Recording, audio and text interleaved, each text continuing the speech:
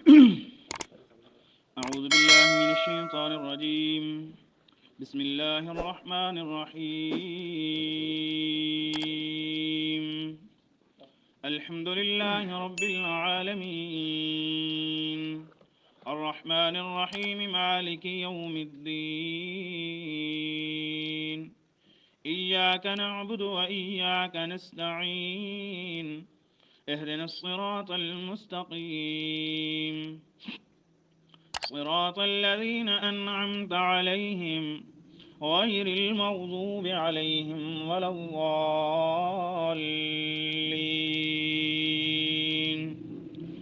صدق الله مولانا العظيم. الحمد للہ رب العالمین. تمام ما فوق الاسباب تعریفیں اللہ ہی کے ساتھ خاص ہیں جو پالنے والا ہے تمام جہانوں کو. الرحمن الرحیم، بے حد مہربان نہایت رحم کرنے والا ہے.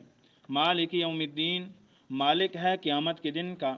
ایاک نعبد و ایاک نستعین، ہم اس اللہ ہی کی عبادت کرتے ہیں اور اس اللہ ہی سے مدد چاہتے ہیں. اہدنا الصراط المستقیم، اے اللہ ہمیں سیدھے راستے پر چلائے رکھ. صراط الذین انعمت علیہم، راستہ ان لوگوں کا کہ ان پر تیرا انعام ہوا. غیر المغضوب علیہم، نہ کہ ان لوگوں کے راستے پر جن پر تیرا غصہ ہوا. ولا الضالین، اور نہ ہی گمراہوں کے راستے پر.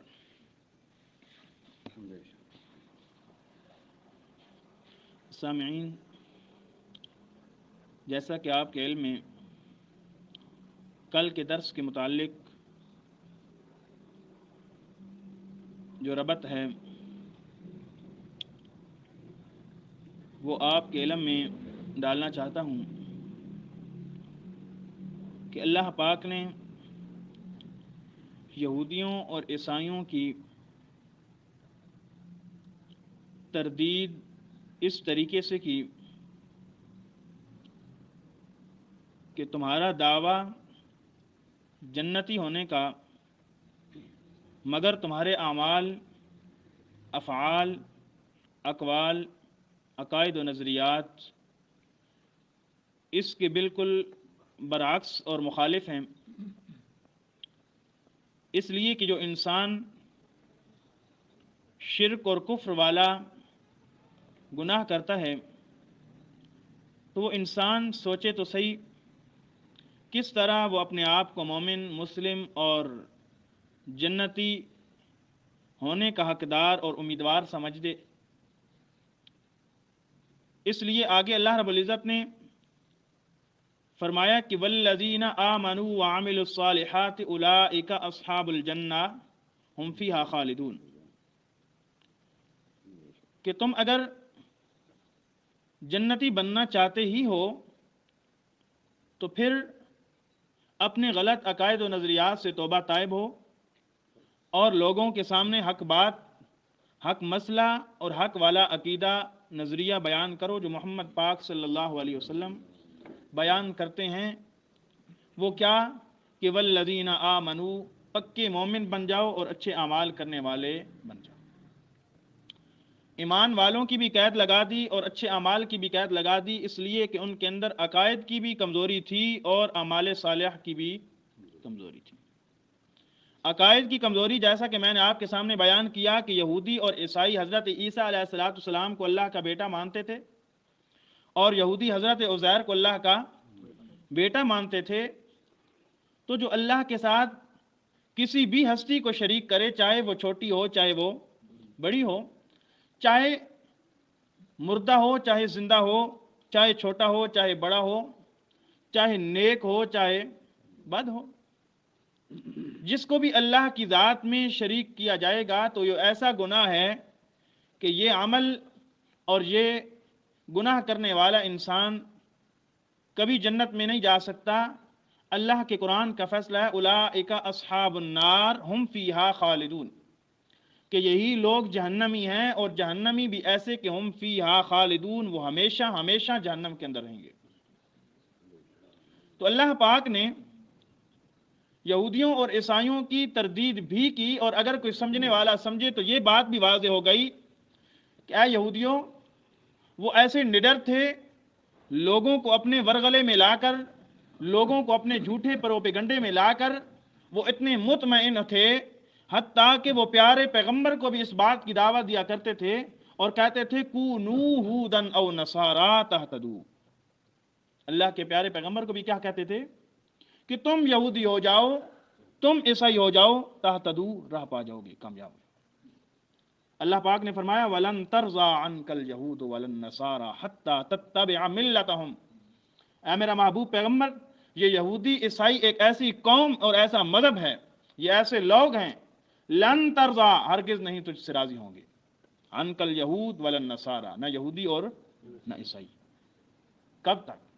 حتیٰ تتبع ملتہم، تو ان کی ملت اور ان کے دین کی اتباع بھی کرے تب بھی وہ تجھ سے راضی نہیں ہوں گے. اس لیے کہ وہ آپس میں بھی اختلاف رکھتے ہیں. اگر ان کا دین، ان کا مذہب قبول کرنے سے وہ راضی ہو جاتے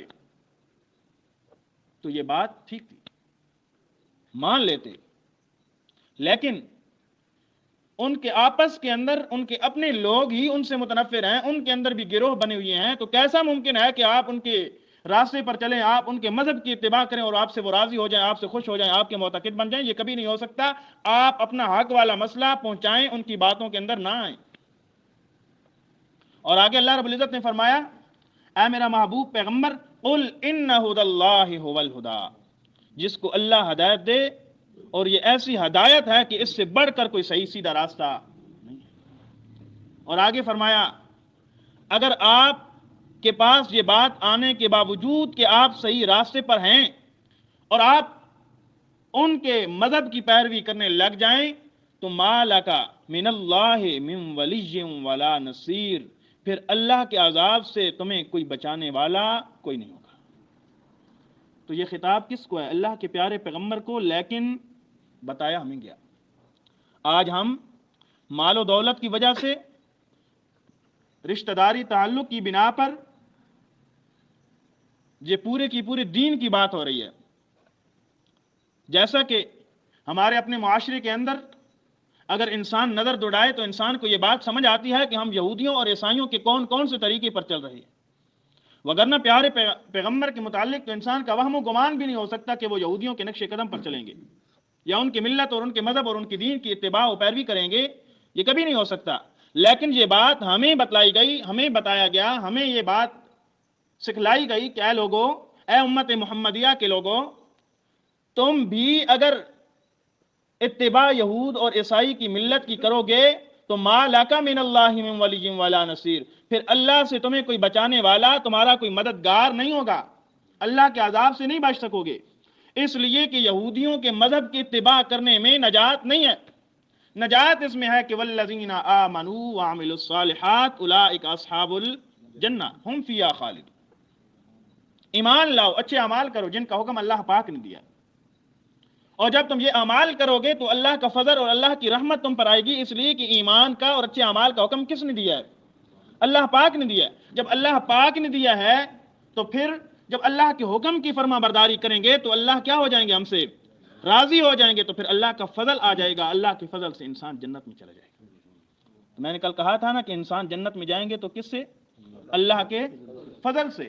تو ایمان اور اچھے اعمال کا جو قرآن مقدس کے اندر حکم دیا گیا، یہ اللہ کے حکم کی پیروی کرنی ہے، اللہ کے احکامات کو ماننا ہے.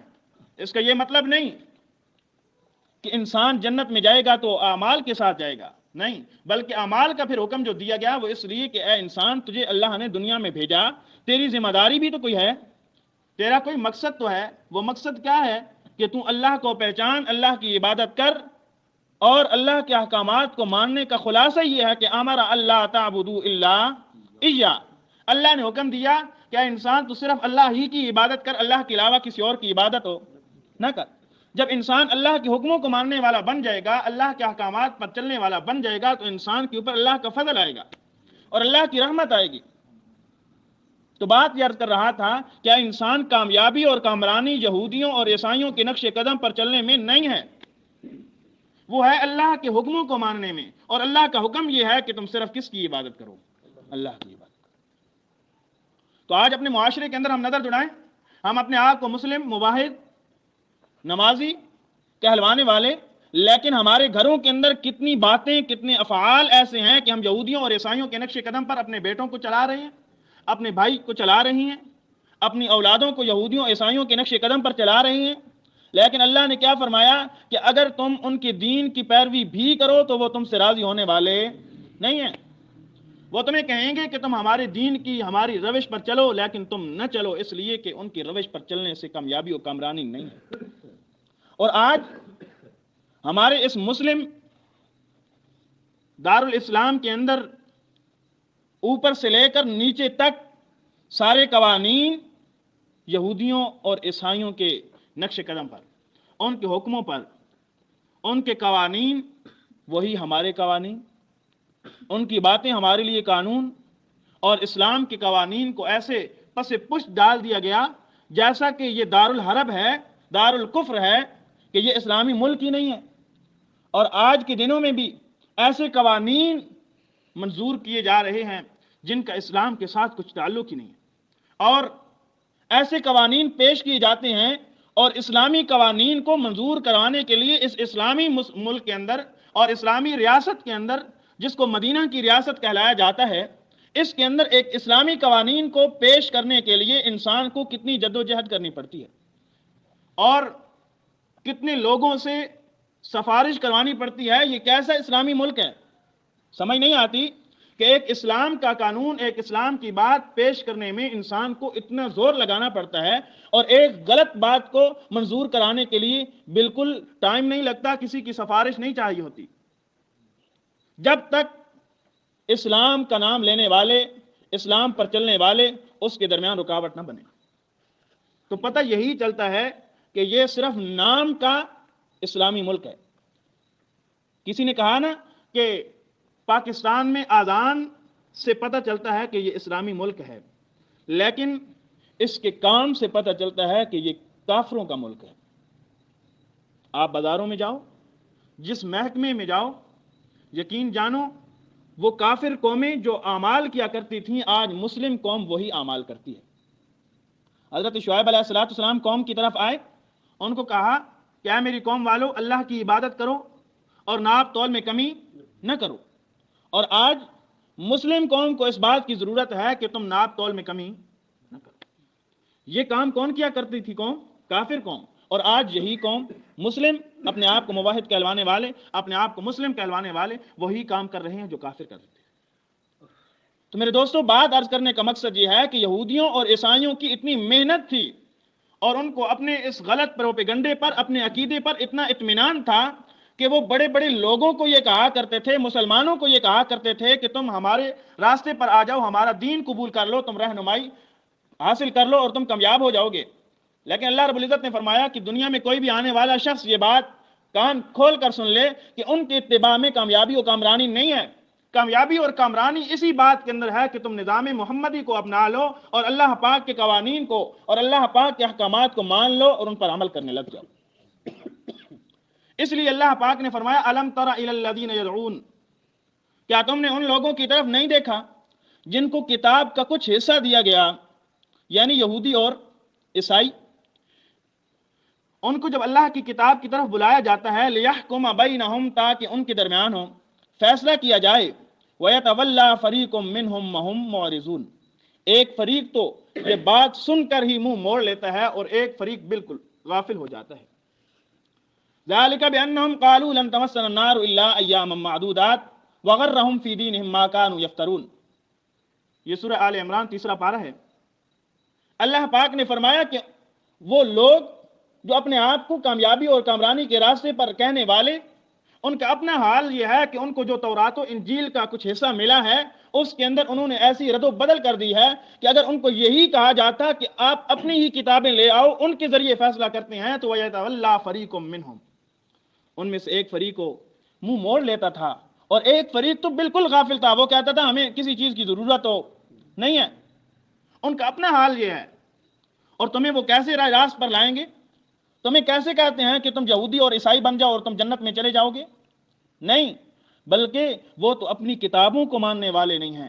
اور ایک روایت میں آتا ہے کہ اس سے مراد قرآن مقدس ہے۔ فرمایا کہ تم اپنی کتابوں کو نہیں مانتے، تم نے رد و بدل کر دی ہے، تو آؤ الا کتاب اللہ، اللہ کی کتاب یعنی قرآن مقدس کی طرف، لیحکم بینہم تاکہ تمہارے درمیان فیصلہ کیا جائے۔ تو فرمایا پہلے تو تورات و انجیل کو انہوں نے رد و بدل کر دیا، یہ اتنا بڑا انہوں نے ظلم کیا، اتنا بڑا جرم کیا کہ ان کے نبیوں کے پاس جو کتابیں آئیں اور ان کے پاس جب پہنچی تو انہوں نے رد و بدل کر دیا، اور جب اللہ کی کتاب قرآن مقدس کی طرف ان کو بلایا جاتا تھا کہ آؤ اس کے ذریعے فیصلہ کر لیتے ہیں، اس لیے کہ یہ تورات و انجیل کی تصدیق کرنے والی ہے کتاب، لیکن وَيَتَوَلَّى فَرِيقٌ مِّنْهُمْ وَهُمْ مُعْرِضُونَ، وہ لوگ اس سے اعراض کیا کرتے تھے اور کہا کرتے تھے ذَلِكَ بِأَنَّهُمْ قَالُوا لَن تَمَسَّنَا النَّارُ إِلَّا أَيَّامًا مَّعْدُودَاتٍ، ہمیں آگ نہیں چھوئے گی مگر چند گنتی کے دن، یعنی ہمارے گناہ یہودیوں کا یہ عقیدہ تھا کہ ہمیں کچھ دنوں کے لیے جہنم میں ڈالا جائے گا، باقی پھر ہم آ جائیں گے جنت کے اندر۔ اور اللہ کا قرآن کہتا ہے وَغَرَّهُمْ فِي دِينِهِمْ مَا كَانُوا يَفْتَرُونَ، انہوں نے ایسی باتیں کہہ کر لوگوں کو دین سے دھوکے میں ڈال رکھا تھا۔ کون سی باتیں؟ وہ کہا کرتے تھے کہ تم یہودی بن جاؤ، عیسائی بن جاؤ، ہم انبیاء کی اولاد ہیں، نحن ابناء اللہ واحباؤ، ہم اللہ کے بیٹے ہیں، اس کے محبوب ہیں، ہمیں اللہ عذاب نہیں دے گا، اس لیے تم ہمارے لڑ لگ جاؤ، ہمارے ساتھ تعلق جوڑ لو اور تم کامیاب ہو جاؤ گے۔ اللہ رب العزت نے فرمایا فَكَيْفَ إِذَا جَمَعْنَاهُمْ لِيَوْمٍ لَا رَيْبَ فِيهِ، کیا حال ہوگا جس دن ہم سب کو جمع کریں گے، اس دن جس کے اندر لا ریب فیہ کوئی شک ہو نہیں ہے۔ وَوُفِّيَتْ كُلُّ نَفْسٍ مَا كَسَبَتْ وَهُمْ لَا يُظْلَمُونَ، اور پورا پائے گا ہر وہ نفس جو کچھ اس نے کیا ہے، وَهُمْ لَا يُظْلَمُونَ، اور ظلم وہاں نسبتیں اور تعلق سارے کے سارے وہ بھول جائیں گے۔ جو یہاں دنیا میں دھوکہ دیتے ہیں نا کہ ہم نبیوں کی اولاد ہیں، ہم بڑوں کو ماننے والے ہیں، ہم پکے جنتی ہیں، اللہ کا قرآن کہتا ہے فَكَيْفَ إِذَا جَمَعْنَاهُمْ لِيَوْمٍ لَا رَيْبَ فِيهِ، جس دن ہم سب کے سب کو جمع کریں گے، یعنی جن کی طرف نسبت جوڑتے ہیں ان کو بھی اور جوڑنے والوں کو بھی جمع کریں گے، تو اس دن ان کا کیا حال ہوگا؟ حال قرآن نے بیان کیا ہے کہ جب ان سب کو جمع کیا جائے گا تو ایک دوسرے کا انکار کر دیں گے، وہ کہیں گے ہمارا ان کے ساتھ کوئی تعلق نہیں ہے۔ تو اللہ فرماتے ہیں وَوُفِّيَتْ كُلُّ نَفْسٍ مَا كَسَبَتْ وَهُمْ لَا يُظْلَمُونَ، آج بھی کہتے ہیں ہمارا بڑے نیکوں کے ساتھ تعلق ہے، اللہ فرماتے ہیں وَوُفِّيَتْ كُلُّ نَفْسٍ مَا كَسَبَتْ، اس سے پتہ چلتا ہے نیک ہے تو وہ اپنے اعمال کا ثمرہ اور جزا بھگتے گا، اور جو بد ہے وہ اپنے اعمال کی سزا بھگتے گا، یعنی ایک دوسرے کے کام نہیں آئیں گے۔ اس لیے کسی کے پروپیگنڈے میں اور کسی کی باتوں میں نہ آنا، اس لیے کہ قرآن مقدس نے آخرت کے دن کے بارے میں بھی فیصلہ سنا دیا ہے کہ کوئی کسی کا کام آنے والا نہیں ہے، وہاں ہر ایک نفس کو اس کے کیے کی سزا ملے گی، وَهُمْ لَا يُظْلَمُونَ، اور ظلم نہیں کیا جائے گا۔ یعنی عیسائیوں کا بھی رد کر دیا جو یہ کہتے تھے کہ ہمارے اعمال کی، ہمارے گناہوں کی سزا حضرت عیسیٰ کو صلیب پر لٹکا کر دی گئی ہے اور ہماری سزا ہم کو نہیں ملے گی۔ اللہ فرماتے ہیں وَهُمْ لَا يُظْلَمُونَ، یہ ظلم نہیں کیا جائے گا۔ یہ کیسے ہو سکتا ہے کہ کرے کوئی اور بھرے کوئی؟ یہ دوسرا ان کا نظریہ تھا، جب جو یہ کہتے تھے کہ ہم جنتی ہیں اور ان کے مقتدی، ان کو ماننے والے یہ کہتے تھے کہ اگر تم کہتے ہو کہ ہم جنتی ہیں تو پھر اللہ کے پیارے پیغمبر کے جو صحابی ہیں وہ ہمیں قرآن پڑھ کر سناتے ہیں کہ تم جہنمی ہو، کیا وجہ ہے؟ تو وہ آگے سے دوسرا نظریہ اپناتے تھے کہ ہاں ہم جائیں گے صحیح لیکن چند دنوں کے لیے، لیکن چند دنوں کے لیے جائیں گے، لیکن پھر کیوں آ جائیں گے؟ حالانکہ جو شرک کرے، کفر کرے، وہ تو ہمیشہ جہنمی ہے، تو تم واپس کیوں آ جاؤ گے؟ تو وہ اس وقت تیسرا ایک نظریہ اور اپنا من گھڑت عقیدہ بیان کرتے تھے، جس کا انشاءاللہ بیان کل کے درس میں ہوگا۔ اللہ پاک قرآن مجید سمجھنے کی توفیق